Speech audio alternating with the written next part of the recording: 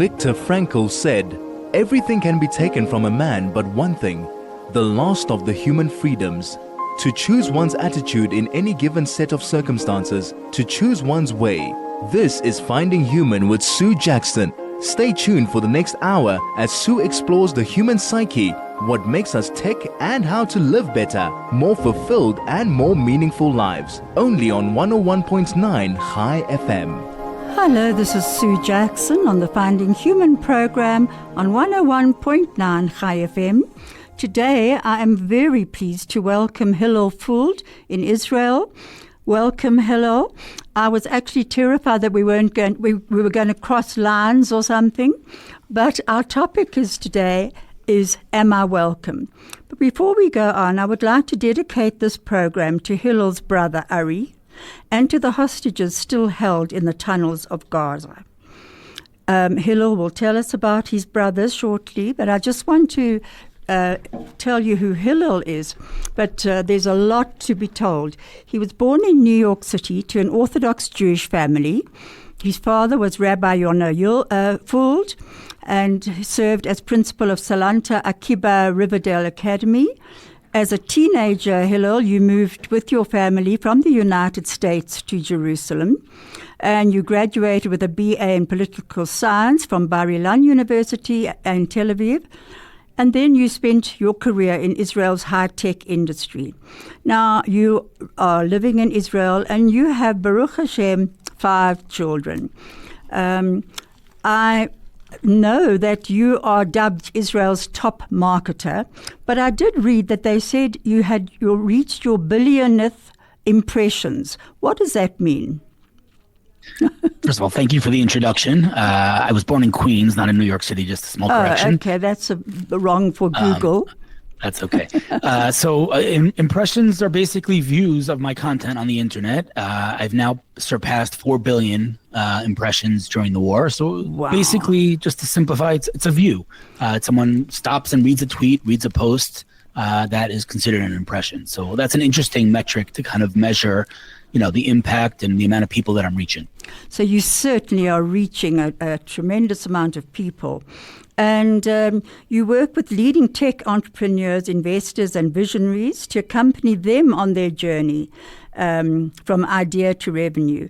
And I've heard so much about you, but you also collaborate with leading global brands, including Google, Oracle, Microsoft, Nike. And you are a spokesperson for everything that's good about Israel, I actually feel. And reading some of the comments on your posts, a lot of people are feeling that as well. Hillel, you were also refused entry into Australia, and the news that we've just read now said that the Israeli government are actually refusing visas to certain Australian politicians who want to come in. I would like to start, though, with your brother Ari, if we can, because did Ari have a big influence on your life? I see he was also a real go-getter and believed in the truth. That's correct, yeah. So we're 5 boys. Ari was the one right above me in the lineup. We grew up together. My older brothers were basically out of the house when I was growing up, married. Ari and I grew up together. And he definitely had an influence, and that influence was, of course, magnified as kind of we grew up, and Ari dedicated his life to Israel and used social media to spread the truth. I was using social media to talk about technology, but, we were very kind of parallel universes, and we collaborated many times. We spoke many times, specifically when our enemies would mass report Ari to Facebook and things like that. He would use his little brother to speak to the team at Facebook to try to get his account reinstated. We were definitely working in parallel industries, both using social media. We're going to get back to that shortly. This is Finding Human with Sue Jackson, only on 101.9 High FM. Hello, this is Sue Jackson, and I'm back with Hillel Fuld in Israel. And if you would like to send any messages in, you can on 453-061-894. 8951019. Sorry, I got that wrong. I was looking at something else. It's 061-895-1019. Hillel, I'm sorry we interrupted you there. You were telling us about your brother Ari and how you actually worked in similar ways, and at one stage he relied on you. And unfortunately, tell us a bit more about him. Yeah, so Ari was a very passionate guy. He was larger than life. He came to Israel by himself, volunteered for the IDF, climbed up the ranks of the IDF, and then when he was released, he continued to volunteer in reserve duty and again climbed up the ranks. And he really dedicated his life to the land of Israel, the people of Israel, and the Torah of Israel. And as far as social media and defending Israel online, he had a zero tolerance policy for lies. He just would not accept lies. When the rest of the world uses terminology like the West Bank or the Palestinians, he didn't stand for that, and he would correct them. And so he would spend his days and nights defending Israel, and his day job was really going IDF base to IDF base, giving them food, giving them ice cream, giving them a reason to smile. So he was really dedicated to his people, and he lived as a hero, truthfully lived like a hero. And unfortunately, about 7 years ago, he was walking in Efrat, which is a town about 10, 15 minutes outside of Jerusalem, and he was shopping, and an Arab boy came from behind and stabbed Ari in the neck in a main artery, at which point Ari was clinically, medically dead, basically, but somehow miraculously Ari chased down the terrorist, jumped over a wall, and shot the terrorist when he was just inches away from his next victim, and then Ari unfortunately collapsed and died. But he has become a national hero of the state of Israel, and it's a great source of pride. In addition to the obvious mourning and sadness, he definitely is someone who lived as a hero and died as a hero. And Colonel Richard Kemp said that about Ari Fuld was a soldier to the last, he said.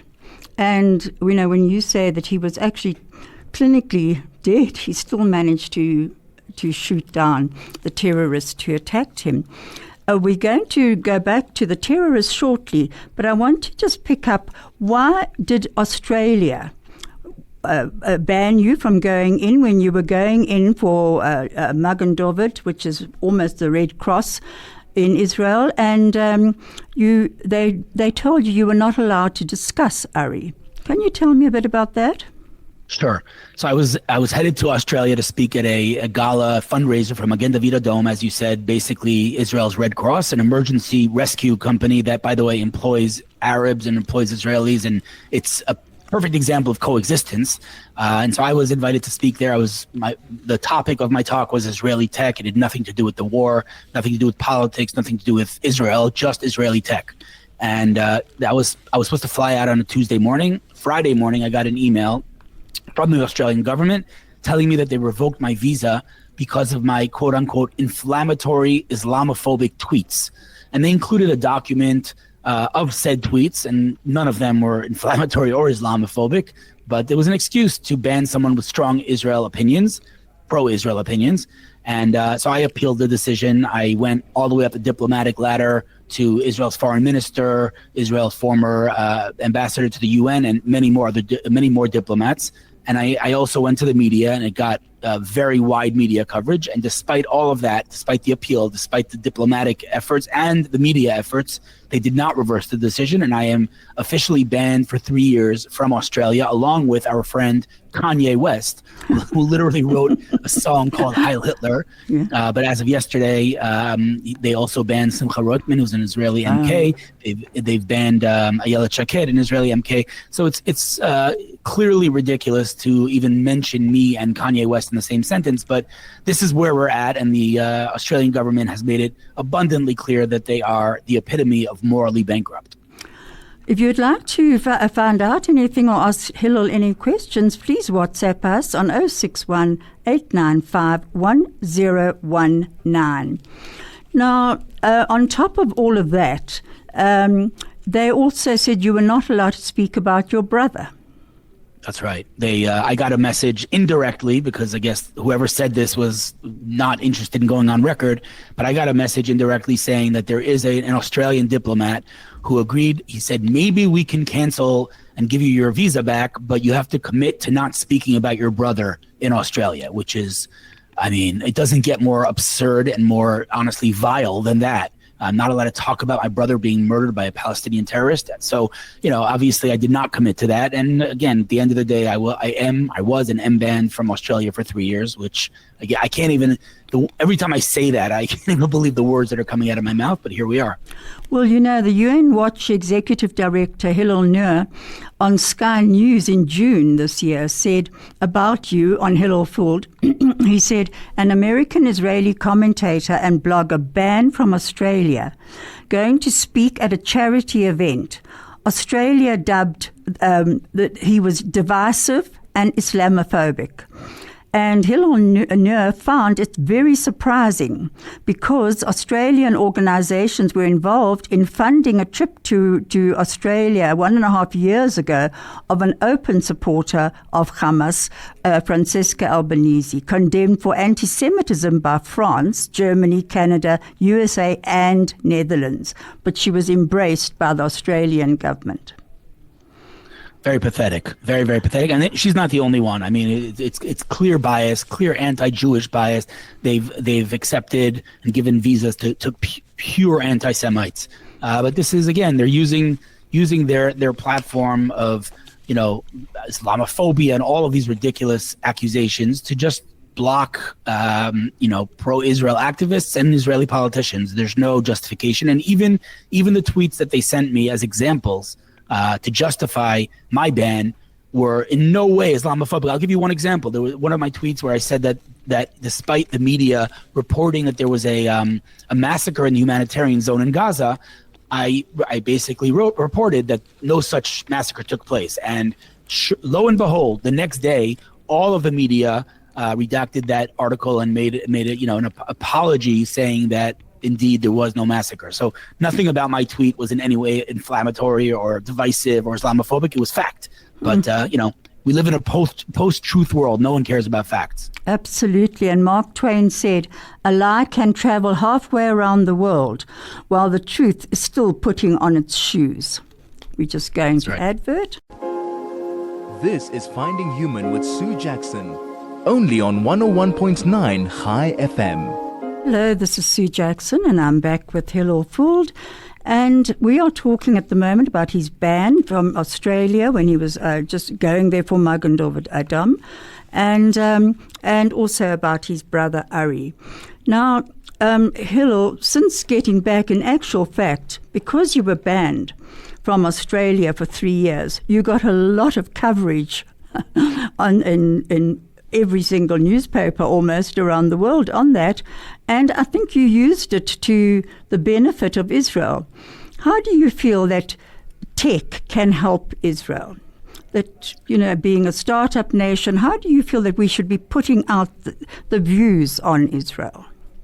I mean, Israel, is a leader in the world of innovation, and it's true across all sectors. You don't have to look too far. I mean, if you look at leading cancer treatments around the world, leading cures of cancer, a vast majority of them, maybe not 100%, but surely over 90% of them were developed in Israel.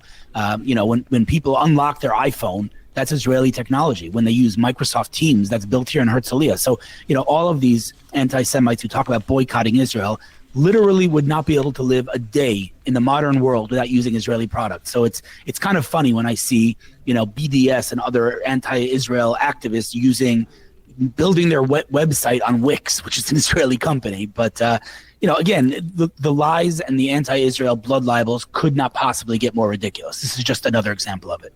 Absolutely. Now, I know that part of what hit the news also was that your brother's murderer was being released. He has now been released. But tell me about that. How did your family feel?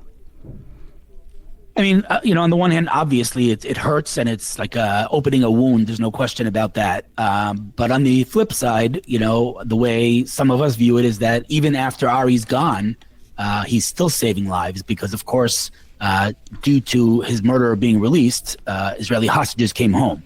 So it's kind of like a cognitive dissonance, which is something that I think characterizes most people when it comes to Israel. But no, it's definitely a very, very sick situation that a man, I mean, now he's a man, at the time he was a kid, who literally woke up one day and said, I'm going to kill a Jew today. is walking freely. It's absurd, but again, so many things about this war and about the conflict in general are absurd. So this is, again, just another example. And how does his family, because he had 5 children, is that right? Four children. Four. And how did they all feel about this terrorist, the Palestinian terrorist who was freed? I mean, we, the night that the news came out, we all got together, the whole family, and we went out to dinner in Jerusalem to have the discussion. And I think the consensus is, of course, yes, it's painful, but the bottom line is that we need to bring those hostages back, and this is the price that we need to pay. That's not something that I necessarily agree with politically, but the reality is that hostages did come home because his murderer was let out of jail. So it's just, again, this conflict that we all deal with. And what did you feel watching those hostages? I know what we in South Africa, many of us in our community felt, and even not in our community. What did you feel as you watched them being freed? I mean, it was a moment of great emotion. I think everyone in this country, and maybe all Jews around the world, and many of the supporters of the Jewish people, watched those moments and felt, incredible emotion. Half this country was in tears. We paid a steep price to bring them home, and that's something that I think is rooted in Judaism. And the concept of redeeming and bringing our hostages or prisoners back is a very, very strong fundamental pillar in Judaism. And so despite the steep price that we paid, to see those hostages come home and reunite with their families was really a special view. Absolutely, it was. I mean, we were all just so incredibly touched. Now, one of the messages that came through to me when I put this out yesterday was, what do you think about Israel, and are they committing genocide in Gaza? There are some lies that are so ludicrous they don't even deserve a response. But for in respect to you, I will respond and say there is anything but a genocide. In fact, I'll go further to say that any of the accusations being directed at Israel are admissions of our enemies. The people committing genocide, or at least attempting to commit genocide, are of course Hamas and the thousands of Gazans who invaded Israel on October 7th. If Israel wanted to commit genocide, Israel could flatten Gaza and the war would have been over on October 8th. If Israel was trying to commit genocide, my son would not be in Jabalia on foot, risking his life, because Israel would just bomb Gaza from the air and flatten it. If Israel was trying to commit genocide, it wouldn't send in millions and tens of millions of tons of aid. And that, of course, answers the question or the accusation of starvation as well. If Israel wanted to commit genocide, Israel could commit genocide and there would not be a single Gazan living. So it's a lie that is so preposterous, so ridiculous. You don't have to be an expert. You don't have to be a politician or a diplomat or a historian. It just simply doesn't make sense. If Israel wanted to commit genocide, Israel would commit genocide. Yeah, I must admit I have to agree with you there. And there's so many unfounded accusations about Israel. But one of the things that Jerusalem Post actually said in April this year was that Israel provided humanitarian relief to so many other nations. Peru, Turkey, who have turned against Israel, New Guinea, Mexico, India, Armenia, Greece, Rwanda, many other countries. And genocide perpetrators don't aid other nations. That's right. South Sudan. I mean, we're literally right now sending aid, emergency aid to South Sudan. I mean, Israel, this is what Israel does. Israel's been a light unto the nations. The Jewish people have been a light unto the nations. Like I said before, Israel leads the world in innovation and technology. Israel's the first on scene when there's a natural disaster. Israel constantly sends aid around the world. So, I mean, you don't have to be too intelligent to realize that is not the way people who commit genocide behave.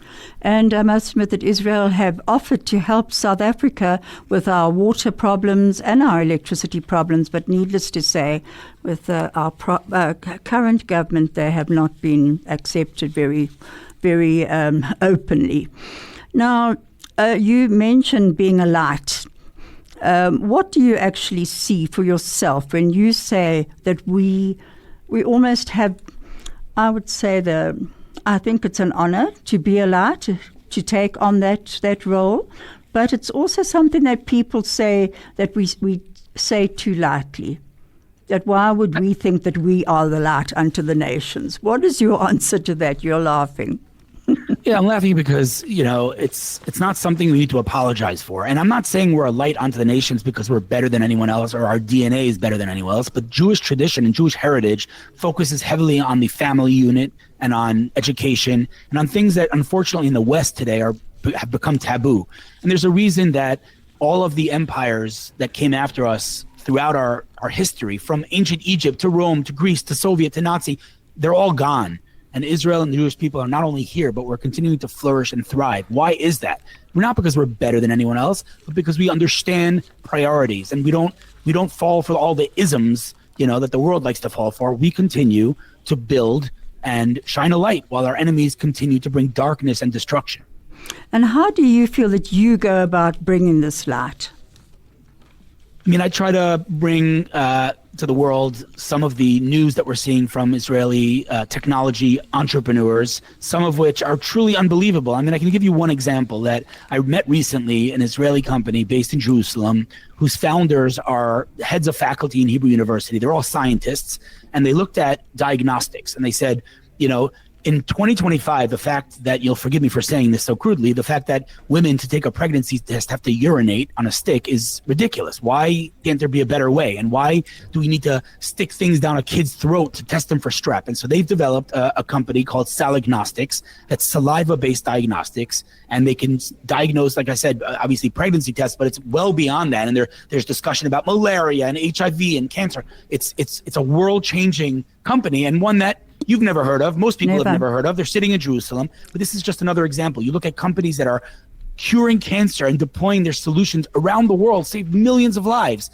And it's all based in Israel, all developed in Israel. And, another company and an organization that comes to mind is an organization called Innovation Africa, that a woman named Sivanya Ari looked at Africa and said, it is unacceptable that in Tel Aviv we have, solar panels on every roof, and we go to African villages, there's no running water, and that's unacceptable. And so she built this organization that brings the infrastructure to remote villages in Africa and brings them clean running water. And these children in these villages have never seen running water before. And you see them dancing with the water and saying thank you to our brothers and sisters in Israel. That's what a light unto the nation means. Absolutely. And that's something that we often don't hear about. There was also that article, the Israeli attitude of taking their destiny into their own hands. Now, in this war, since October 23, the innovations that have come out of Israel have been remarkable. And, that is taking the destiny into their own hands. Would you like to mention a few of those innovations that have come out? Sure. You look at, everyone talks about the Iron Dome. Everyone's heard of the Iron Dome, but not many people are familiar with the story behind the Iron Dome. I had the opportunity to interview Dr. Danny Gold, who invented the Iron Dome, and he told me the story. He said that they had brought the brightest minds in Israel into a room because rockets were raining down on Israel, and he said, we need to solve this problem. And everyone came up with their solutions, and Dr. Gold said, no, that's not good enough. I want to detonate the rockets midair. And everyone, and I mean everyone, told him it's impossible. The world's leading military strategists told him it's impossible. The Israeli army, the U.S. Army, the State Department, everyone told him it's impossible. And here we have a system that detonates rockets at over 95% precision. It's an absolute technological wonder. If you think about what the Iron Dome does, it's wild. But you know what? The Iron Dome is only one of multiple aerial defense systems that Israel has. If you look at, for example, the Arrow system detonates missiles, ballistic missiles, outside of Earth's atmosphere. If you think about what that means, you have a missile flying at insane speeds, and you're shooting another missile from the ground outside of Earth's atmosphere and hitting that missile out of the air. This is wild stuff. And all three of them, we have the Iron Dome, David Sling, the Arrow, they're all three independent of each other, technological wonders. But the one thing is that they were never built to work together. They were built independently of each other. But when you look at those nights that Iran attacked Israel, three of those systems worked together to perfection, 99% precision. This is unbelievably miraculous stuff we're seeing. So all of the things that we hear about in the war and all the tactics and all the technology, the drones Israel is using, it's all, first of all, technologically miraculous, but also, I'm going to say it, it's miraculous. God is clearly watching over us. And I can't explain or speak on behalf of God of why things happen. But some of the things that are happening in this war make absolutely zero sense. And from my perspective, these are open miracles, the likes of which we have not seen since the times of the Bible. And on that note, one of the messages also that came through yesterday was, what is Hillel's view of Hashem's role in this? Well, you've just answered that. You really have. It is miraculous. You can't really look at this war and not see God's involvement unless you don't want to see God's involvement. I mean, we talked about the aerial defense systems, but what about all of the rockets and the missiles that weren't detonated by these systems? Where do they fall? And the answer is, we hear this all the time. They fall in empty spaces. Israel is the country of a fingernail. There are no empty spaces here. Okay, where are these things falling? These are unbelievable miracles. I mean, yes, some of them have hit, some of them have caused damage, but if you look at the amount of rockets, missiles, ballistic missiles, drones, and other things that have been fired at Israeli cities in a country smaller than New Jersey, and you look at how few casualties were caused by these, deadly weapons, it just doesn't make any sense. In fact, I'm going to say something slightly controversial, and I'm going to say that if you look at even October 7th, which was, of course, a terribly dark and devastating day, and what I'm about to say does not negate that. But if you look at October 7th objectively, like if you're talking to, the next generation and describing to them what happened on that day, and you say that 5,000 terrorists march into a country smaller than New Jersey with 8 hours to do whatever they want, with unlimited access to automatic weapons, 5,000 terrorists, each one of them just killed 3 people because their goal was to kill as many Jews as possible. If each one of those terrorists only killed three people, not 100, just 3 people, you'd have 15,000 dead Jews. How did 5,000 terrorists only, and I'm saying only with quotes because it's a terrible number, but how did 5,000 terrorists only kill 1,200 people in 8 hours? It doesn't make any sense. So it's hard to say the word miracle about October 7th because it was such a dark day, but it's also hard to not see how much worse it could have been. If you would like to send any messages in, please do so on WhatsApp 061-895-1019. You're listening to Hillel Fuld. He's in Israel, and I am here in Johannesburg. You know that the Weizmann, the President Chaim Weizmann, in a speech said, the Israeli attitude towards the Holocaust was never, look what they did to us, but rather never again. Israelis took their destiny into their own hands and built themselves a future. In a 1949 speech at the opening of the Weizmann Institute, President Chaim Weizmann said, the Jewish people have suffered, but we do not build our future on sorrow. We build it on science, on labor, on the vision of a state that will be a light unto the nations. Weizmann's political opponent, Prime Minister Menachem Begin, himself a Holocaust survivor, expressed similar sentiments. Our people have known too much pain, but we will not be defined by it. We will build a state of strength, of justice, and of hope for every Jew who dreams of a home. You are known to have said to the Americans that they should come home. Does this fall into what Menachem Begin and Chaim Weizmann said?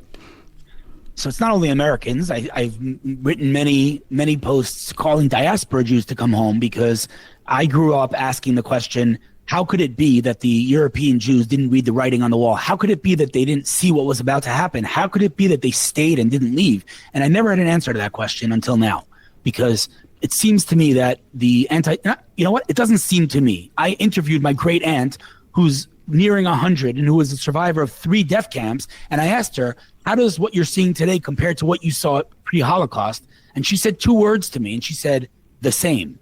So we're seeing what we saw back then. And despite that, millions of Jews in the diaspora are staying put. And it's unbelievable to me, given that we have basically seen everything that could possibly happen. We've seen anti-Semites in Congress. We've seen synagogues being vandalized. We've seen windows being shattered. We've seen Jewish businesses being boycotted. We've seen Jews being harassed and actually assaulted on the streets. Jews being burned alive on the streets of the United States of America. We've seen hundreds of thousands of people walking around the streets of the West, waving terrorist flags and the police doing nothing about it. We've seen governments and parliaments rewarding the rapists and pedophiles of October 7th with the state.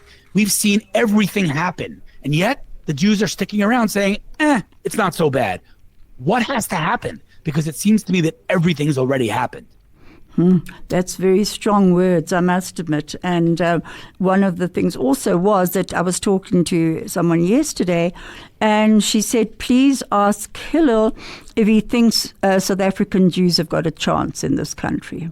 Not only do I not think that South African Jews have a country, I don't think any Jews have a chance in any country other than Israel, because we see the trajectory. And anybody who doesn't understand what's going to happen next has not learned history. And so, listen, I've written many times, I hope I'm wrong, but I don't think I am. And history is on my side. I mean, history has shown over and over and over again what happens. So while, I'm not saying that there's going to be concentration camps in South Africa, I am saying that you absolutely do not have a future there.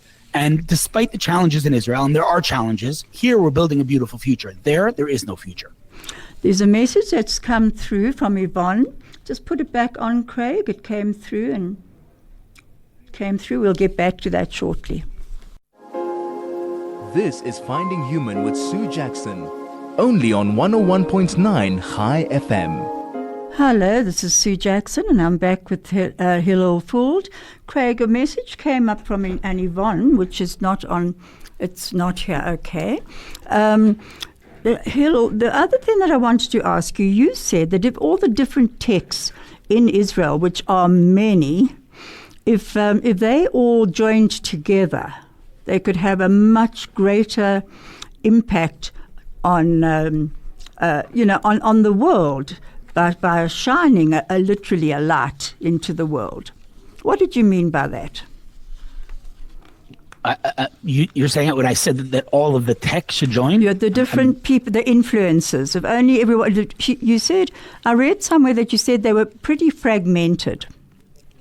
Yeah, I meant, I'm not if this is what you're referring to, what I said was that our narrative is fragmented, that all of the Jewish influencers online who are fighting for Israel, instead of being unified over a narrative like our enemies are, we all, are yelling something else. Many of these topics are very important to raise awareness, like anti-Semitism, but it's really not the best use of your time if you have a big platform to yell all day long about how the world hates us, because if you're right, that the world hates us, then no one's listening to you. So why are you wasting your time yelling about that? And instead, what should happen is that, leading marketing minds should get into a room and define our narrative and define the strategy, because that's exactly what our enemies are doing. If anyone thinks that, the All Eyes on Rafah campaign was just a nice coincidence, then they're kidding themselves. It was very well coordinated, as are their protests, as are their marches. They are very well coordinated, and we, on the other hand, are not. And that is one of the biggest reasons, in my opinion, that we're losing the PR war so badly. And, all the protests in Israel, they're bringing, I hear from all my family in Israel and friends that they're bringing the streets to the traffic to a standstill many times. What do you feel about all those protests? Well, I'll say in their defense, many of them truly come from a place of compassion that they want those hostages back. But the reality is that when you are protesting against something, you have to have someone that you're protesting against, and you have to have an agenda. And it's not clear to me what their agenda is, because everyone wants the hostages back. You don't think Netanyahu wants the hostages back? He's agreed to multiple deals to bring the hostages back. So I don't really know who they're yelling at and what they're trying to accomplish, besides terrorizing this whole country and handing Hamas a present by empowering them and saying that the government should agree to any of Hamas's demands to release the hostages, including emptying out our prisons. I mean, you don't have to be a genius to understand that that's the result of yelling all day that the government should bring the hostages back at all costs. You don't have to be a genius to realize that that empowers Hamas. So not only, in my opinion, is it ineffective and pointless, but it's actually dangerous. I must admit, I have to agree with you. I have been in Jerusalem a few times when there have been protests and marches, but they've always been fairly light-hearted. Everyone's. I remember going in Jerusalem and suddenly being handed an Israeli flag to hold. It was quite big. And my daughter, she was sort of looking at me and saying, from the hotel window, and she looked down and she saw me running down the street with this Israeli flag and didn't know what I was doing, but I was actually being pushed on by the crowd. It was rather exciting, I must admit. So Israel is known for its protests in Tel Aviv, in Jerusalem, in many areas. But these protests have taken on a different flavor, I feel. And in many ways, I can't help thinking that they are divisive. Am I wrong? You're not wrong. I agree with you. Of course, those people who are protesting will say that it's Netanyahu that's divisive. And I understand their perspective. I think that he's been in office too long. I think that October 7th happened on his watch, so he should take accountability. I have no problem with that. But the big question is, what's the alternative? Who can replace Netanyahu? And the answer is the people that they're suggesting are a cheap knockoff of Netanyahu. With all due respect to Lapid and Bennett and Gantz, none of them could withstand the international pressure that Netanyahu is withstanding. For example, right now, not to enter Gaza City. The previous one was not to enter Rafah, and we saw what happened there. So, the bottom line is that right now, they don't have an alternative, and it's all of the protests kind of evolve and take on a new face. But the one thing they have in common is that it's all anti-Netanyahu activists who want to see Netanyahu out of office, which again is fine. But as long as you offer an alternative and stop yelling all day long, anything but Bibi. Forget anything. We're fighting an existential war. Tell me who should lead this country. Don't tell me who should not lead this country. And I must admit, it's very unfair for all the IDF in all their many areas that they are fighting to keep Israel safe on 7 fronts, this war, and to know that people are shouting against the government. It must be very hard for them. Now, you wrote an article about Next October, more than a non-profit. Tell me a bit about that. You mentioned it's embodied in people like, I don't know how to pronounce it, Yishai Shai. Yishar, yeah. Yishar Shai was an investor, a tech investor that turned politician, and then he went back to being a tech investor, and unfortunately he lost his son, Yaron, in this war. And, instead of drowning in mourning and misery, which nobody would blame him for doing, he started an organization, an initiative to develop tech companies for every one victim of the war. They're going to find a tech company that will, work closely with the family, whether it's calling them on, before every holiday or, whatever, celebrating the lost one and things like that. So he's kind of bridging the gap between this war and the technology ecosystem, and it's a beautiful initiative, especially given what brought him to do that, the loss of his son, and I think that that's a nice maybe representation of our story, right? We unfortunately have endured so much pain and so much persecution throughout the generations, and despite all of that, we exist and we continue to flourish and continue to grow and continue to be a light unto the nations. And, this is something that is exclusively, uniquely Jewish, because every other empire is gone. So the next day, when they launched Next October, this initiative to connect bereaved families with an Israeli startup, I think it's quite amazing. How can people get in touch with them? Yishar Shai is pretty accessible on the internet. If you want to go to their website Next October, you can do that. But he's very easy to reach. You can maybe share in the notes under this interview. But it's nextoctober.com. Just go to their website, and they're very accessible. You can contact them through the website. You can join them in this initiative. Nextoctober.com. I'm sorry, not nextoctober.com. I apologize. Nextoctober.org. .org, okay. And I see that our time is going quite quickly. But Hillel, I wanted to ask you, you are also very involved in teaching new startups, and you actually are run a program. Why don't you just tell me a bit about that program that you run? I think it's for, I had it here. I know that you do startups, you do speaking, you do brands, you do content, but you're teaching people how to become bloggers, I think. Is that right? I'm helping them, be successful entrepreneurs. I have several programs, whether it's mentoring one-on-one or, I have a community where they can join the community for like a small fee and get exclusive content about Israel, about entrepreneurship, about leadership, and other things.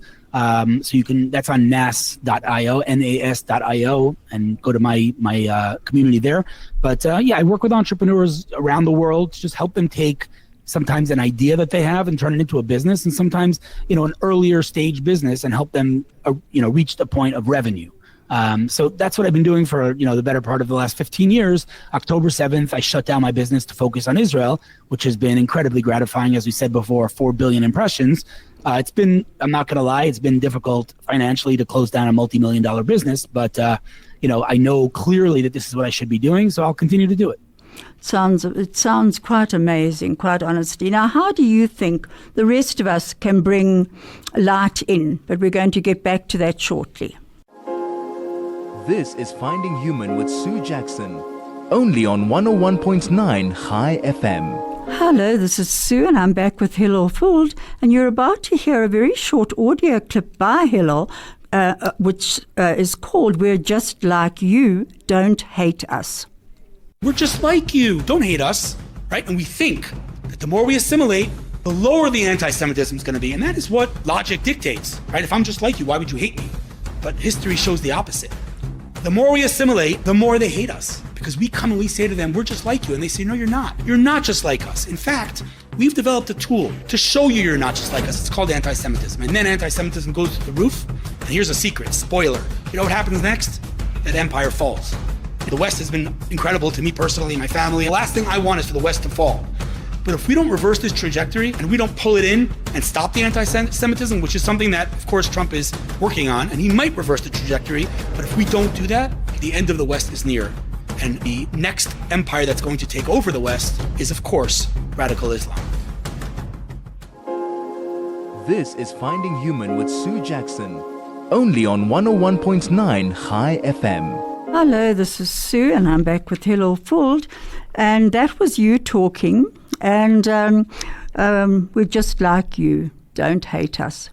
And I must admit, when you say, the trajectory of the world, Rabbi Jonathan Sachs said, "For though my faith is not yours, and your faith is not mine, if we are each free to light our own flame, together we can banish some of the darkness of the world."